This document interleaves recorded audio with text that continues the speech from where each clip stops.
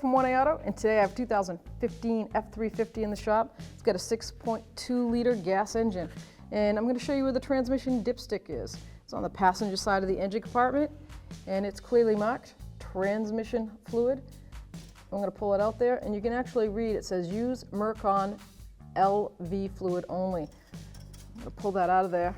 And a way to check this fluid is with the vehicle running, preferably warm. You can check it cold. It does have a marking for cold setting and has its marking for warm.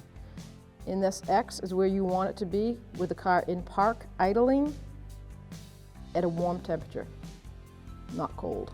It could be way down here at cold. Don't add any, you'll overfill it. And a transmission is not happy when it's overfull.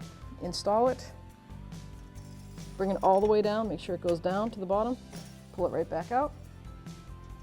At this point, it's not idling, it's just sitting here without the engine running, so it's going to be at the highest mark it can be.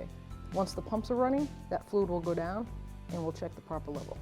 Thanks for watching. If you want the parts to do it yourself, check out oneaauto.com, the place for DIY auto repair.